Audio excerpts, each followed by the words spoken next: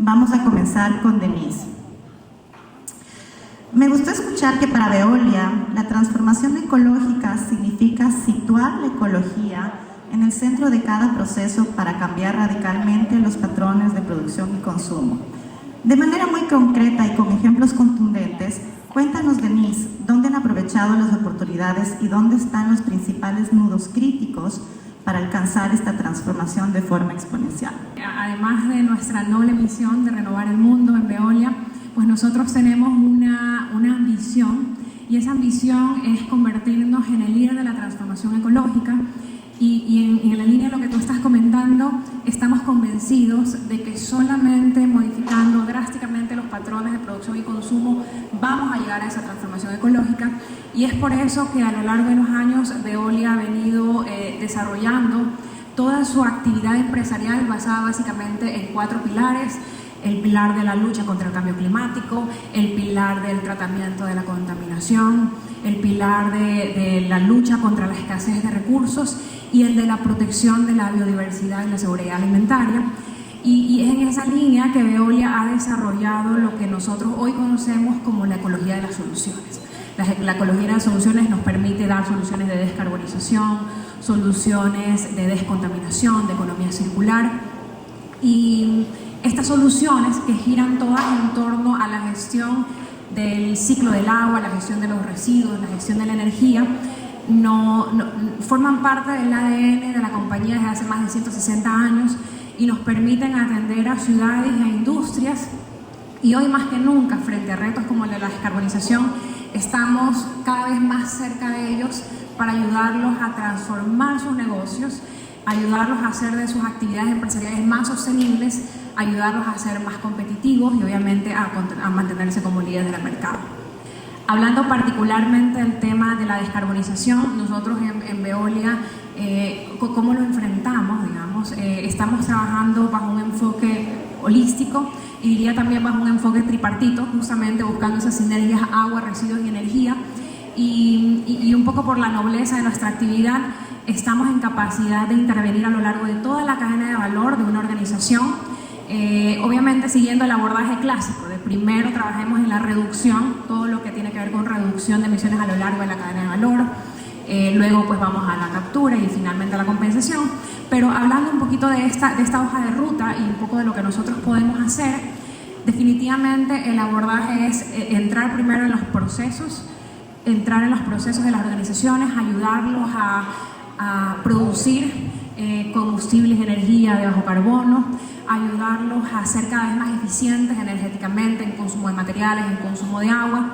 Podemos ir inclusive a evaluar también cuáles son sus fuentes de provisión de energía y de materiales para que sean de bajo carbono, y obviamente ayudando a las empresas a que lo que muchos ya hacen hoy, que es revalorizar, que es reciclar, se extienda mucho más en su ciclo de vida de producto, para llegar inclusive a generar impacto pues, a nivel de emisiones nivel 3. Tomo como ejemplo, por ejemplo, el caso de los lodos de una planta de tratamiento de aguas residuales que genera lodos biológicos, o de los residuos orgánicos que genera una instalación que pueden convertirse en biometano para su aprovechamiento justamente energético, o que pueden convertirse en biogás para instalar proyectos de cogeneración en industrias y alimentar calderas. Así como esos mismos lodos de petar o residuos orgánicos de otras industrias pueden ser insumo y luego combustible o materiales para estas nuevas industrias. Y entonces, pues en ese sentido, nosotros como Veolia tratamos de justamente ayudar a las empresas a transformar su cadena de valor para convertirlas en cadenas de valor que contribuyan a una economía de bajo carbono. Las soluciones son muchísimas, realmente dependen mucho de la industria, del proceso, de los niveles de impacto. Pueden ir desde combustible derivado de residuos, podemos entrar en temas de hidrógeno verde, en temas de energías renovables, eólica, fotovoltaica, eficiencia energética en edificios, eficiencia energética en servicios, o podemos inclusive llegar a soluciones como waste to energy para transformar los residuos en energía. Lo interesante de lo que nosotros como Veolia vemos y abordamos, como tú dices, como oportunidades, es que la mayoría de las cosas que hacemos hoy ya contribuyen a la reducción de emisiones de gases de efecto invernadero. la eficiencia energética, la generación de estos ciclos locales de energía, ciclos locales de materiales, producción de combustibles verdes, nos permiten ya al día de hoy hacer que las industrias reduzcan sus emisiones. De hecho, con lo que nosotros al día de hoy hacemos, datos del 2020, hemos generado reducciones de más de 15 millones de toneladas de emisiones de gases de efecto invernadero con las soluciones que le damos a nuestros clientes. Entonces, lo que ayudamos es que las empresas primero lo reconozcan y luego lo potencien. Y en esa misma línea, pues nosotros como Veolia tenemos operaciones propias y pues tenemos que ser coherentes, digamos, con lo que nosotros le vendemos al mercado. Trabajamos, por un lado, pues por muchos años acá en Latinoamérica, particularmente tenemos una actividad muy fuerte en rellenos sanitarios. Entonces, una de las grandes objetivos y grandes ambiciones ha sido justamente trabajar en la captura de carbono de estos rellenos sanitarios para poder obtener el metano. Históricamente, pues 10 de nuestros rellenos sanitarios pues, han podido vender estos bonos de carbono usando el mecanismo de desarrollo limpio. Y como comentaba justamente Gonzalo hace un rato, nosotros como Veolia en el 2021 fuimos una de esas empresas que adoptó y firmó la ambición del 1.5. Entonces hoy tenemos ya el compromiso de ser carbono cero pues, al 2050 y hemos establecido ciertas metas intermedias al 2036 de tener un 50% de reducción de emisiones nivel 1 y nivel 2.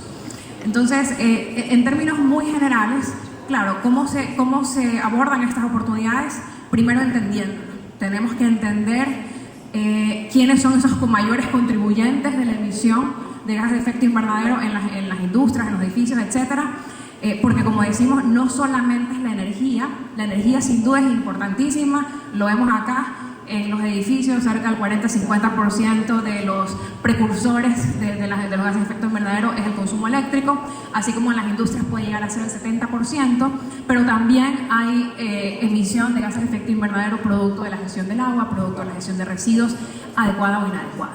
Entonces, lo importante es entender, y por eso es que cuando nosotros abordamos las oportunidades con la industria, hay un proceso básico, estándar. Lo primero es saber, lo primero es medir bien, porque nosotros necesitamos identificar esas emisiones directas e indirectas de CO2. Luego a nosotros nos interesa mucho entrar a las operaciones, porque el estar operando nos permite identificar esos impulsores operacionales que existen dentro de los procesos que pueden ser quick wins para mejorar pues obviamente la reducción y dónde poner los esfuerzos mayores, y luego terminamos co-creando una ruta de descarbonización con la industria. Entonces la idea es hacer juntos la ruta y luego pues entrar juntos en el proceso de implementación, no dejar a la industria ahí, sino ser parte del proceso de implementación. Y por eso es que con las soluciones o esta ecología de soluciones lo que nosotros buscamos es ofrecer garantías de desempeño, garantías de reducción, e inclusive podemos llegar a ofrecer fuentes de financiamiento en ciertos casos. Y luego, pues para cerrar el famoso ciclo virtuoso del PHBA, pues todo lo que es el monitoreo y ajuste. Ejemplos concretos, aquí les traigo 5 de la región. Ejemplos como temas relacionados a residuos, por ejemplo, el que manejamos en Colombia con Alpina, que tiene este objetivo, esta ambición de ser plástico neutro. Con ellos hemos trabajado, al día de hoy son plástico neutro, y este esfuerzo de neutralidad les permite ahorrar cerca de 8.000 toneladas de CO2 equivalente al año, dato del 2022. Así como el ejemplo de Total Waste Management que manejamos aquí en Ecuador con Unilever Andina, a quien le hacemos toda la gestión de los residuos peligrosos, no peligrosos, especiales, con esta ambición del Zero Waste to Landfill, lo cual nos permite garantizar que los residuos no lleguen a los rellenos sanitarios para ser contribuyentes a la emisión de metano y por lo tanto reducir emisión de CO2. Pero los ejemplos son tan diversos que por eso les traía 2 más, uno en un hospital en Argentina, uno en un hotel Marriott en Ciudad de México, porque podemos trabajar en muchos ámbitos, y eso es importante que todo el mundo entienda que desde todos los ámbitos se puede hacer descarbonización. Son contratos de operación y mantenimiento de sistemas de climatización, de sistemas de operación de plantas de tratamiento de aguas, donde nosotros ofrecemos eficiencia energética garantizada, y al ofrecer la garantía de la eficiencia energética, pues hay una garantía de reducción de emisión de CO2. Y el último ejemplo, uno de los más bonitos, es el de Braskem en Brasil, un proyecto para producir energía verde. Es un proyecto que arrancó en el 2022 por 20 años, donde nosotros hemos trabajado con ellos, que tenían ya una ambición de reemplazar el 100% su energía fósil para consumir vapor en sus procesos. Un tema regulatorio, lo conversaban algunos en algunos paneles. Necesitamos más regulación pro descarbonización, y no solo regulación del Ministerio del Ambiente, del Ministerio de Energía, del Ministerio de Salud, de los ministerios que influyen sobre los patrones de producción y consumo. Es importante la acción del mercado. Indudablemente el mercado empuja a que las empresas sientan esto no solo como una realidad, sino como un riesgo o una oportunidad. Y en ese sentido, pues hay muchos países, por ejemplo Europa, ya existe hoy regulación que habla de importaciones verdes, de medir justamente el carbono que traen los productos que se ponen en el mercado, el acceso a incentivos, subsidios, financiamiento. Indudablemente la plata, necesita más plata, y sin plata no se puede. Entonces, pues aquí hay un trabajo muy fuerte tanto de los gobiernos como de las entidades financieras. Y el último punto, creo es uno de los nudos críticos donde nosotros tenemos mucho poder de acción, es creer que hay que hacer algo. Es, como dicen, dejar de procrastinar, sino ya tomar acción realmente, y dejar de tener esa sensación de que son otros los que tienen que hacer, y más bien abordar esto con visión de futuro, de que esto es algo que tenemos que hacer, pero tenemos que hacerlo hoy. Creo que te he contestado todo. Ahora vamos a conversar con Carolina. Carolina, el Grupo Futuro tiene una visión muy interesante, tanto desde el lado del negocio como de la fundación. Ustedes han abordado la conexión entre la descarbonización y la conservación como su columna vertebral, y sin duda es su ventaja competitiva. ¿Cómo conjugan ustedes los distintos intereses de los stakeholders y de los accionistas para alcanzar una dinámica implementación de la estrategia? Gracias, Alegría. Buenas tardes con todos. El caso del Grupo Futuro es particular en varios aspectos. Solo para contarles en un minuto, somos un grupo corporativo ecuatoriano. Tenemos un sinnúmero de inversiones en turismo, seguros, energías renovables, agricultura tecnificada y logística. Como ven, es un portafolio de amplio espectro, y cada una de las actividades tiene distintas huellas de carbono, distintos procesos e incentivos. Lo que nos caracteriza como grupo corporativo sí es un set de valores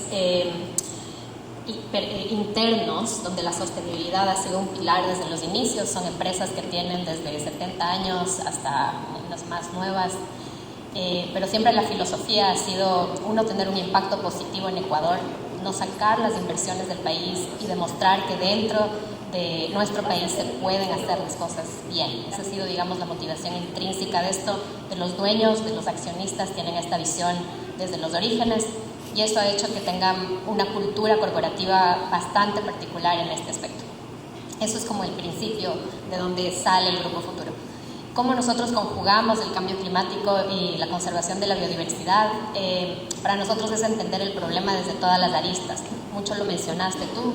O sea, por una parte necesitas descarbonizar los modelos de negocio, el impacto que causa eso, y entender a nivel del sector privado cómo funciona internamente el sector privado, ¿no es cierto? No se pueden ignorar las regulaciones y las fuerzas del mercado que definitivamente impactan en el sector privado, pero hay otras motivaciones internas que motivan a esto. Lo uno es sí un deseo de diferenciarse y de crear un impacto positivo, pero también de entender conceptos distintos. O sea, ¿para qué está el sector privado? Hay esta concepción, y me encantó en un panel anterior que decía, tenemos que cambiar la narrativa que nos contamos, que el sector privado solo quiere hacer plata. Eso es falso. Eso es falso. Hay un montón de motivaciones adicionales al hacer dinero, y cómo hacer dinero es importante. En el Grupo Futuro buscamos ser empresas que generan un valor compartido a los 7 grupos de stakeholders, que incluyen a todos los accionistas, colaboradores, clientes, proveedores, el gobierno, el Estado, la comunidad y el ambiente.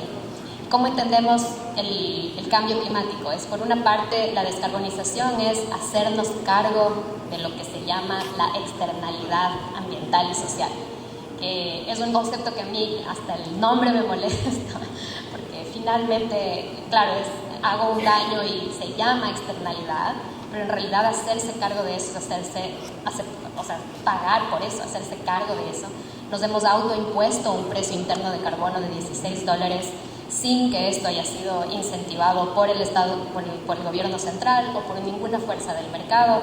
Esta definición de nuestro precio interno del carbono causó conmoción internamente de por qué es tan costoso, pero hacerles entender que no es filantropía, y esa es una gran diferencia, que es hacerse cargo de tu externalidad, fue un primer paso.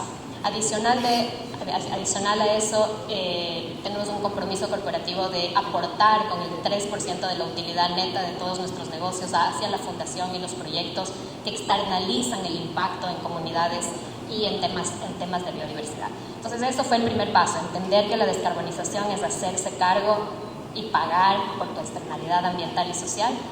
Y por otro lado, es que el cambio climático tiene varias aristas y un tema es la justicia climática, ¿cierto? Hay unos que contaminan y otros que pagan las consecuencias de los impactos. Eso pasa a nivel internacional, de los países del norte global y del sur global, pero internamente también ocurre. Las industrias son las que contaminan, todos los modelos de negocio tienen una huella, un impacto, y quienes sufren son generalmente comunidades rurales que tienen menos probabilidad de resiliencia y de adaptación a esto, que están principalmente o generalmente vinculadas a zonas de alta biodiversidad. La biodiversidad está generalmente acompañada de comunidades rurales que tienen poco acceso a oportunidades. Entonces unimos estas dos piezas, creamos un mercado voluntario privado de carbono. Entre nuestro mismo grupo corporativo son 19 empresas con un precio autoimpuesto, tienen una medición de la huella de carbono, un entendimiento de qué es la descarbonización en términos de CAPEX y de inversión, que eso es súper importante. No es que te puedes descarbonizar del día 1 al día 2, tienes que planificar esa inversión, tiene que haber la tecnología disponible, que lamentablemente no está toda disponible para los modelos de negocio, tiene que haber incentivos desde el Estado central para facilitar esta transición, pero por otro lado tienes que compensar, tienes que pagar por esa huella de carbono que absorben ecosistemas de alta biodiversidad como en la zona donde nosotros trabajamos. Y así cerramos todo el ciclo, ¿cierto? Tenemos empresas que descarbonizan, que pagan un precio por el valor del carbono, y a dónde va ese dinero es donde nosotros nos hemos preocupado. Financia la conservación de áreas de alta biodiversidad, pero también apunta a mejorar la adaptación de las comunidades que muchas veces tienen esos ecosistemas dentro de sus comunidades. Entonces, así, esa es la manera de como nosotros entendemos el cambio climático y la necesidad particular del Ecuador de tener financiamiento climático dentro de sus ecosistemas vulnerables. Y ahora le toca el turno a Isabel. Isabel, tú debes ser de las personas en América Latina con mayor experiencia en acompañar a las empresas en el proceso de descarbonización. Para varios es ser carbono neutral, para otros es su medición y desde ahí mantener un plan. ¿Qué crees tú que hace falta para que realmente el sector privado tenga una verdadera carrera hacia la neutralidad, y cómo se puede materializar los riesgos climáticos en la agenda empresarial y productiva en América Latina? Si bien ya a nivel país ya hay incentivos para las empresas que hacen producción más limpia y les permiten depreciar, obtener el 100% de la depreciación de esos equipos, si bien hace falta, digamos, crear otros nuevos incentivos que hagan que las empresas se motiven a meterse más a este proceso. Y también es algo muy importante, que estos incentivos se obtengan de una forma más ágil, digamos, y que, digamos, no sea tan burocrático, ¿no? Eso es muy importante para las empresas porque ellas necesitan el dinero para seguir invirtiendo y motivarse, ¿no? Entonces, esa parte es muy importante, pero no solo los incentivos que se creen, digamos, para las empresas deben estar enfocados en lo que es los proyectos de producción más limpia, sino también es importante, digamos, que se creen otros tipos de incentivos, por ejemplo, para las empresas que compensan, que, digamos, obtengan también incentivos, digamos, de la cantidad de dinero que invirtieron en compensación, puedan obtener, digamos, un beneficio tributario por ese monto. O también por el mismo hecho de haber medido, ¿no? Creo que es importante, digamos, que todos estos incentivos se den. También hay algo muy importante, digamos, que se está dando, digamos, y es bueno para motivar a otras empresas que se metan, son los incentivos que se dan por actuar en la cadena de valor, ¿verdad? Si actúas en la cadena de valor, motivándola a que mida su huella, a que tus proveedores o clientes, digamos, hagan acciones para reducir su huella, digamos, que las empresas también tengan un incentivo para hacer eso, ¿no? Como les decía, también es importante el fortalecimiento o la facilidad para las empresas para traer tecnología de producción más limpia aquí al país. Existen, por ejemplo, ahorita, aquí en el país, básicamente todos los aires acondicionados funcionan con potenciales de calentamiento, con gases refrigerantes que tienen un potencial de calentamiento global muy alto, de 2000, de 1800, cuando en el mercado afuera ya existe tecnología que tiene potenciales bajos de 300, que son mucho menos contaminantes. Pero ¿qué pasa? Sí es una opción, pero aquí en el país no hay. Entonces, si no hay, las empresas no lo pueden implementar. Entonces, es importantísimo facilitar al país, traer toda esa tecnología, digamos, hidrógeno verde para producir, que es muy importante, sobre todo en las grandes industrias, donde se consume búnker para poder, digamos, producir. Entonces, es importante traer esa tecnología, pero también es importante facilitar la ejecución. Por ejemplo, se tiene, digamos, a nivel internacional Euro 6, estas tecnologías de vehículos que ayudan, digamos, a bajar las emisiones, pero en el país no se puede utilizar. ¿Por qué? Porque tenemos unos combustibles que no son muy sucios y dañan los equipos. Entonces necesitamos invertir también en esa parte para poder tener mejor combustible y poder traer esa tecnología.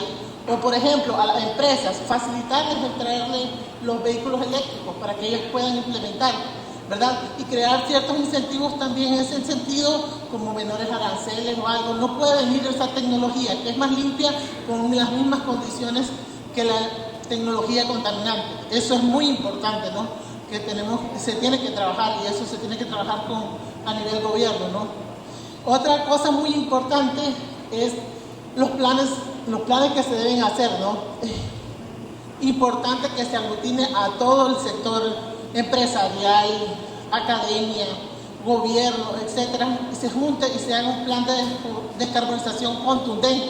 Ese plan debe ser fuerte y debe dársele seguimiento, ¿no? No es que hoy lo implementé y hoy lo hice y ahí queda en los papeles muy lindo. No, hay que pasarlo realmente a la acción, porque, digamos, esto no es de solo planificar o no actuar, como decía Gonzalo, sino realmente llevarlo a la práctica, ¿no?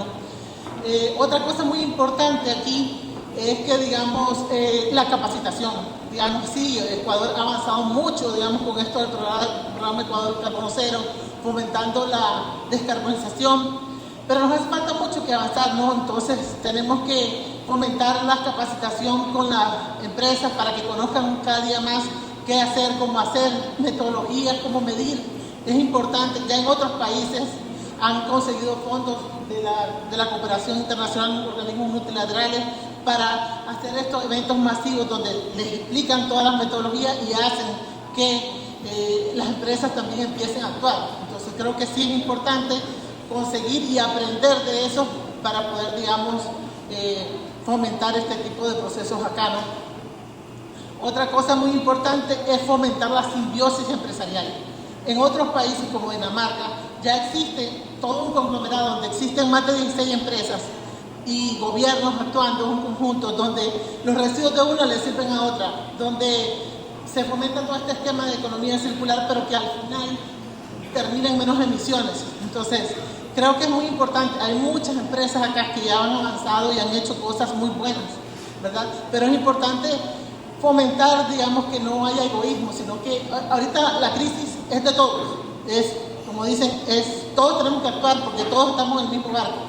Entonces es importante fomentar que las empresas compartan las cosas buenas que han hecho para que las otras también lo hagan. Entre más personas lo hagan es mucho mejor, ¿no? Entonces eso es muy importante. Como les decía, ese caso de la simbiosis es espectacular en Dinamarca. Entonces es algo que, digamos, se debe fomentar acá. Otra cosa es, digamos, en el mercado, es como otra gran arista, ¿no? Es importante, exportadores dicen, ¿sabes qué? Mi motivación por seguir en este proceso de medición y gestión de la huella de carbono es porque sí obtengo un plus, sí me dan un reconocimiento porque mi producto es carbono neutro, ¿no? Eso es muy importante, ¿no? Y eso me permite seguir competitivo, aunque estoy compitiendo con productos que tienen una ventaja comparativa versus mi producto. Digamos, eso me decía en el caso de piña que va de Costa Rica a Europa, que no tiene que pagar todos los impuestos por pasar el canal de Panamá versus la de acá, ¿no? Entonces sí es importante tener este incentivo en el mercado, ¿verdad?, con un precio que les va a, digamos, a beneficiar a las empresas para poder, digamos, tener mejores ingresos, ¿no? Y aquí es muy importante también la otra parte, ¿no?, la de sensibilizar a los consumidores para que los consumidores estén dispuestos, digamos, a consumir o estén bien informados sobre los productos que se están teniendo, ¿verdad? Y aquí otra cosa también importante es que si hay estas declaraciones ambientales, si hay estos sellos verdes que te dicen, ¿sabes qué? Las empresas están haciendo y tienen este reconocimiento ambiental, sí es importante que se potencie, que esa comunicación, que hayan estrategias, digamos, de que se establezcan políticas de compra sostenibles donde se le favorezca a las empresas que hacen acciones sostenibles, ¿verdad? Eso es muy importante. Y también aquí es importantísimo que los gobiernos aquí, sobre todo, vayan y las empresas vayan ampliando la visión. No solo huella de carbono, digamos, si hay, digamos, 18 otros impactos ambientales, entonces hay que moverse también a hacer las declaraciones ambientales del producto, que las declaraciones ambientales del producto, estas demuestran todo el impacto ambiental que tiene un producto como tal, ¿no? Entonces, y eso está atado mucho a lo que, al panel anterior que decía, a ver, cómo se promueven productos sostenibles. Con una declaración ambiental de producto, de la varilla o del cemento, se puede saber cuál es el más sostenible de forma técnica, de forma adecuada para que el usuario pueda decidir por cuál producto se va. Entonces eso es muy importante que se fomente y se haga, ¿no? Entonces, la otra pregunta, sí es importante, digamos, que las empresas, digamos, o sea, se mida, se evalúe bien todo el impacto, digamos, que se tiene el cambio climático en las actividades, en la parte financiera, que se usen herramientas para que, digamos, se determine bien el impacto, digamos, económico que va a tener la empresa, para convencerla a que realmente hagan acciones y que también esas empresas puedan, digamos, incluir dentro de su plan de gestión y sus objetivos todo lo que es qué va a hacer para paliar la crisis climática y cómo va a amortizar o cómo va, digamos, a hacer que ese le impacte menos, ¿verdad? Entonces lo importante aquí es actuar y actuar porque el tiempo ya se acaba. Básicamente, bueno, Isabel, es súper importante y lo que tú acabas de decir es clarísimo, ¿no? Todos tenemos nuestro rol fundamental, tanto desde la empresa privada como desde el gobierno, desde las comunidades y como personas también. Yo les voy a preguntar algo. Estaba viendo justamente lo que Gonzalo presentó, esta línea de tiempo, ¿no? Cómo poco a poco nos fuimos dando cuenta de que se acababa el tiempo, que ya no teníamos más oportunidad, que no habíamos visto las señales de emergencia y después llegamos hasta una declaración en el tema del Acuerdo de París, donde ya se vuelve vinculante el compromiso de los países para la reducción de emisiones. Mi pregunta va al tema. ¿Ustedes creen que es necesario que todas estas acciones o todo lo que ustedes han expuesto sea un tema obligatorio o tiene que mantenerse como un tema voluntario? Hemos visto ahora, justamente en el tema del Acuerdo de París, que ya es una cuestión vinculante y básicamente obligatorio. ¿Hasta qué punto el Estado debe ser simple y llanamente un Estado regulador o pasar a ser un Estado que realmente imponga a sus ciudadanos estas normas o esta normativa para que en efecto podamos nosotros ver que existe un tema de mitigación? Abro panel. El impacto ambiental que causan las industrias, hablando particularmente del tema de emisiones, y su comparación contra el benchmark de otras industrias del mismo sector, su comparación contra su impacto en el mundo, indudablemente de forma natural está obligando a las empresas a repensar la forma como hacen negocios. Pero eso no es suficiente. Yo creo que hay 3 elementos que son fundamentales para que esto se acelere. Uno, definitivamente, es la acción social, es este tema de la sensibilización, la conciencia, el que el mercado empuje a la lealtad de la marca, que todo el mundo lo obligue a las empresas a actuar. Pero sí está el tema de los gobiernos tienen que intervenir. A veces yo digo hay que actuar con zanahoria y garrote, porque cuando no hay un hábito hay que crearlo. Entonces, y esto es lo que ha hecho Europa, o sea, la taxonomía verde, donde se premia al que menos contamina o se penaliza al que contamina, como lo queramos ver. Y luego está pues el tercer elemento, que son los mercados financieros. Pero hablando del tema legal, yo creo que sí es fundamental que exista normativa y que exista normativa clara. O sea, lo mencionaba alguien en el panel anterior, que a veces la normativa es como etérea, entonces como que te dice pero no te dice, y eso no es suficiente. Hoy ya tenemos normativa aquí hablando de Ecuador, hoy ya Ecuador ratificó el Acuerdo de París, hoy ya existe una ley de eficiencia energética, hoy existe un reglamento de aplicación a la ley de eficiencia energética, hoy ya está declarada la ambición carbono cero, pero eso todavía es súper etéreo.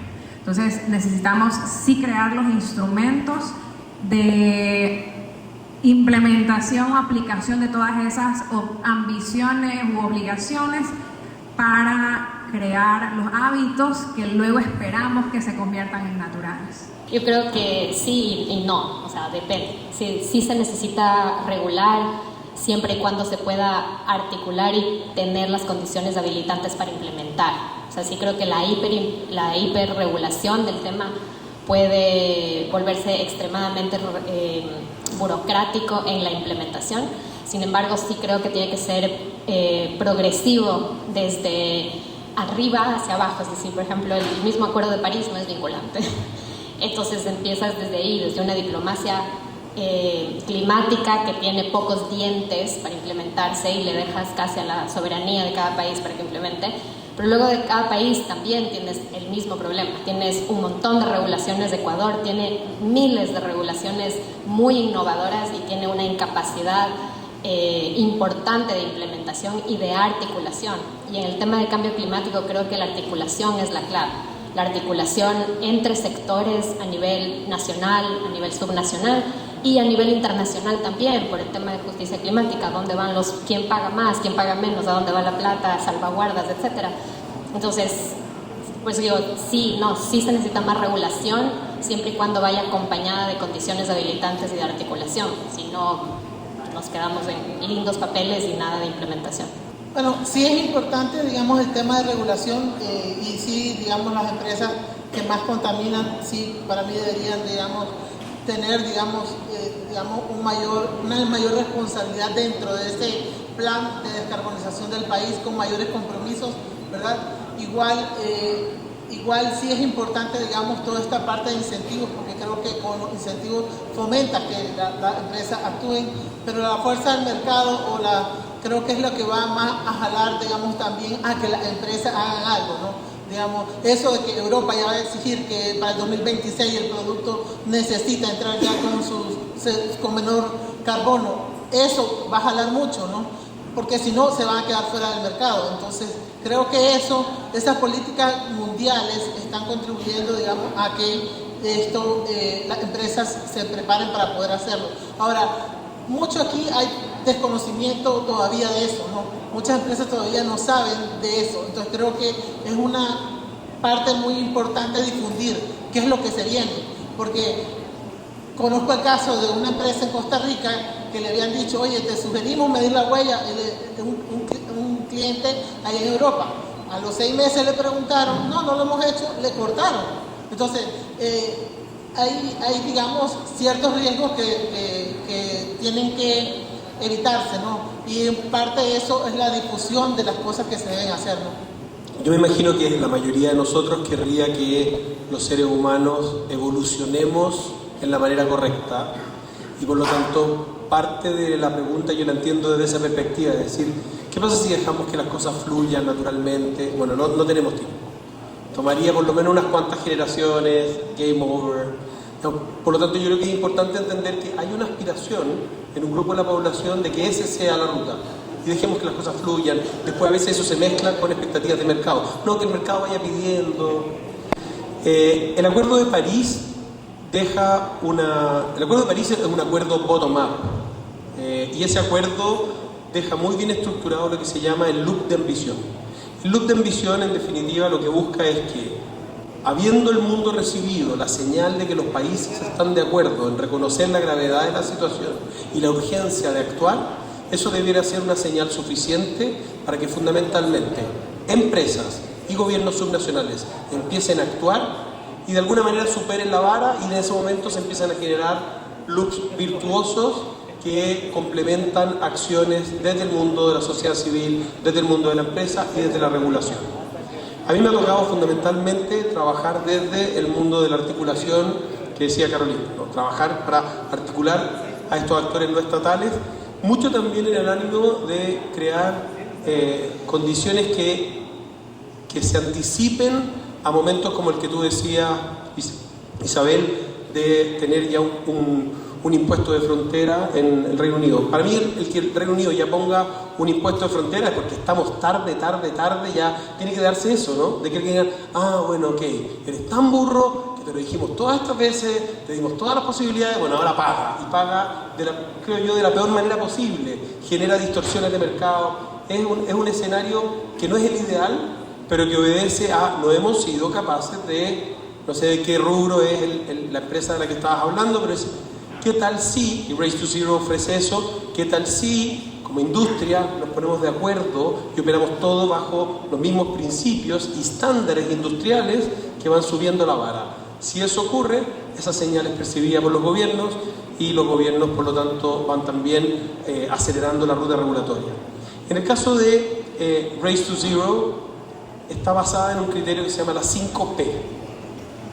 Las empresas como Veolia o como AGE, de las que estamos mencionando aquí, firmaron primero una promesa, un pledge, que es el pledge que mencionó Denise, de nosotros suscribimos a los 1,5 grados y vamos a trabajar para llegar a ser net zero el 2050. La segunda P es plan, planificar de acuerdo con la ciencia. Veolia tiene un plan con Science Based Targets y ese plan es el que tiene que ser seguido. La tercera P es proceder, y ese proceder se ve en acciones concretas como las que hemos estado conversando.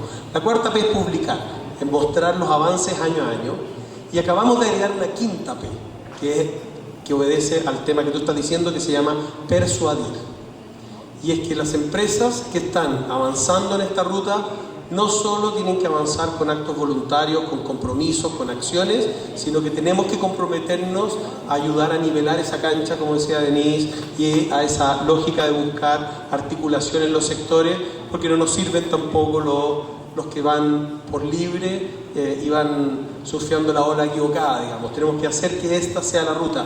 Y hoy se está dando una situación realmente sorprendente, donde en muchos lugares el sector privado está llevando la batuta, está logrando mostrar lo que es posible por sobre las capacidades del sector público, en el ánimo de, como te decía, activar ese loop de ambición. Eso genera suspicacias, genera críticas, genera cuestionamiento. Pues estamos en el momento de la fricción.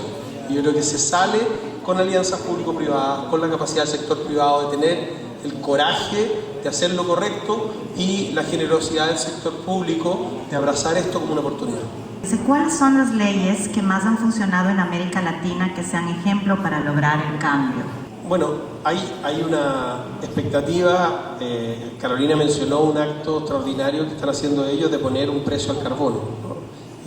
Y la regulación interna ayuda muchísimo. En Chile acabamos de dar un paso a aumentar las exigencias en materia de ese precio al carbono y tenemos que avanzar también en el entendido de que los mercados no lo están exigiendo y al final el dinero tiende a marcar mucha velocidad y contundencia en esta agenda.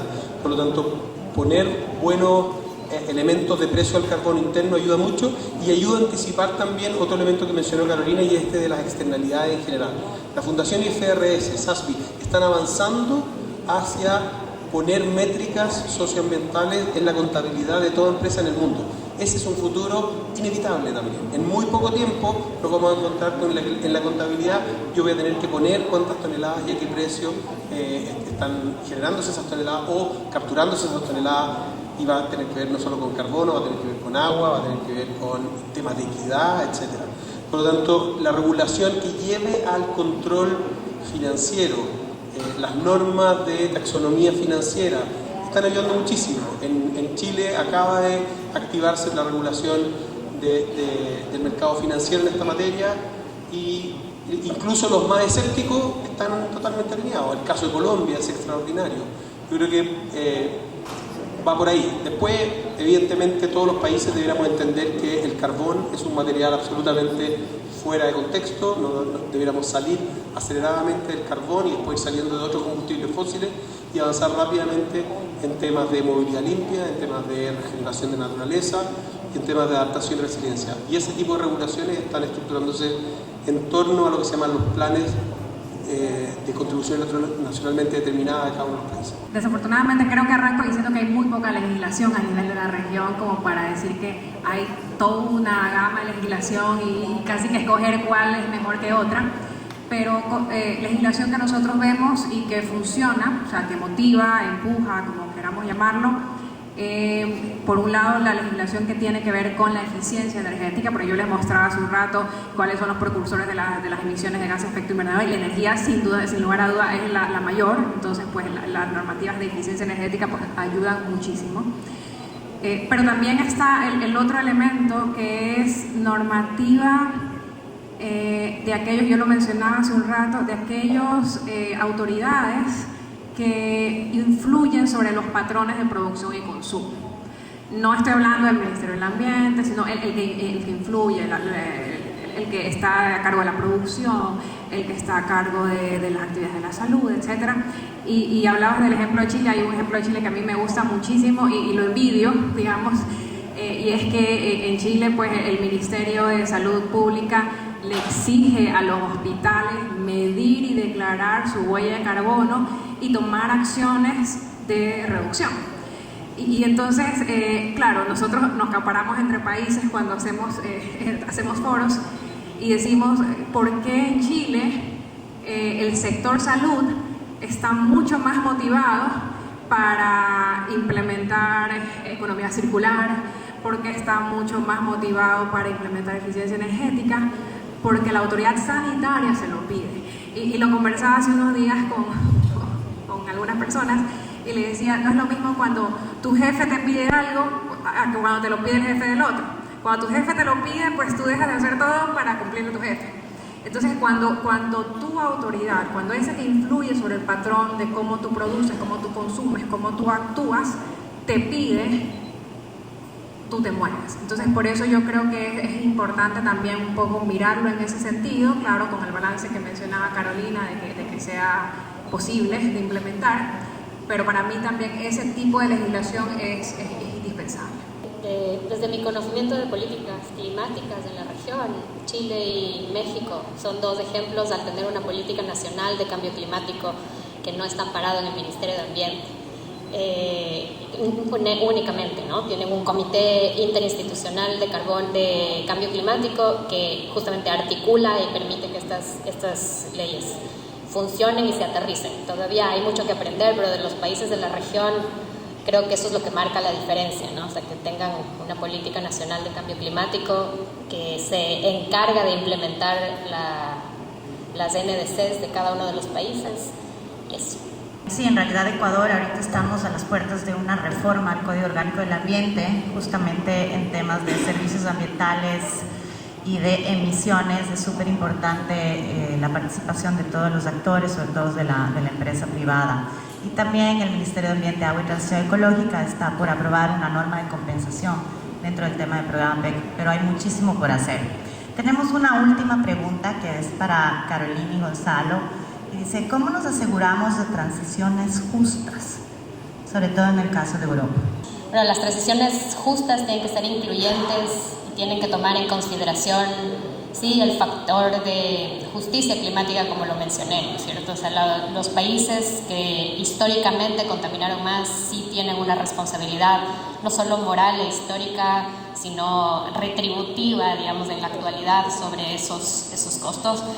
Y voy a hablar rápidamente sobre el norte global y el sur global que tiene este tema de justicia climática, porque en el sur global se encuentra la gran mayoría de los ecosistemas que la comunidad internacional nos está exigiendo conservar en nombre del cambio climático. Y eso tiene dos mensajes implícitos, ¿no? Lo uno es: necesitamos que ustedes conserven los ecosistemas que quedan en el planeta para que todos estemos bien. Pero por otro lado también hay un tema de limitación al modelo de desarrollo que puede el sur global emprender con estas implicancias. Entonces, una transición justa sí requiere entender estos conceptos y traducir esos conceptos en una transición justa. Entonces, la tecnología y el know-how todavía está en el norte global, por ejemplo. Entonces, la transmisión de tecnologías, de know-how. Pero del otro lado, el sur global no solo es receptor de recursos, también es una fuente de innovación, de creación. Por eso eventos como estos, ¿no?, que tienen iniciativas desde el sur global en innovación y en todo, tiene que estar también considerados, pero las condiciones habilitantes y el financiamiento principalmente sí tiene que tener una fluidez más justa. Me sumo a lo que dijo Carolina desde el punto de vista global. En lo particular, ya de manera más específica, la transición justa es una condición, no es ni siquiera un ideal voluntario, en fin, es una exigencia de que efectivamente todos los procesos de transición, y nacen mucho de las transiciones energéticas, contemplen el que no quede nadie atrás. Y es interesante entender parte del origen, porque mucha de esa presión viene de los trabajadores de la industria de combustibles fósiles, personas que pueden potencialmente perder su trabajo. Y estamos viendo a nivel global cómo se están estructurando modelos muy virtuosos para reconversión, para nuevas oportunidades laborales. Hay distintos modelos, pero incluso el modelo global bien articulado implica que el plan de transición justa se tiene que diseñar con los trabajadores. Ni siquiera es: aquí te traigo el plan que definimos nosotros, es: lo hacemos juntos. Ahora, luego se han incorporado nuevas dimensiones de la transición justa, de lo que tiene que ver con cómo incorporar en las soluciones a ciertos públicos, ciertos grupos de la población que han sido marginalizados, que han sido dejados de lado, entre ellos, por supuesto, los pueblos indígenas, los pequeños agricultores. Entonces, tiene varias dimensiones esto. Tiene la dimensión global que decía Carolina, de cómo logramos resolver la crisis climática dando cuenta de aquella injusticia histórica, de que quienes menos tuvieron responsabilidad en crear la crisis hoy son los que están sufriendo las mayores consecuencias. Pero también cómo logramos que la mayoría de las personas que pierdan trabajo, producto de lo que todo el mundo en teoría quiere, tengan oportunidades, y cómo hacemos además para que aquellas personas que tienen incluso soluciones ancestrales o que en el modelo de desarrollo habitual han quedado de lado, pero que pueden ayudar, puedan ser incorporados. Muchísimas gracias. Bueno, con esto hemos terminado el panel de hoy. Muchísimas conclusiones, pero básicamente repetir, no tenemos tiempo. Tenemos el privilegio de estar en un país como Ecuador, que nos da la mayoría de oportunidades. Solamente necesitamos un tema de voluntades del sector privado, voluntades del gobierno también, y no olvidarnos del rol de aquellos actores que en este caso, por ejemplo, de la transición, vienen a ser los principales interesados y beneficiarios, que son las comunidades, no solamente las comunidades indígenas, sino la comunidad en general. Yo les agradezco una vez más. Para conocer más información sobre los panelistas y poder actuar con los demás asistentes, les recordamos que pueden utilizar el app UOJA. Ahí van a poder tener más detalles de las actividades que vienen.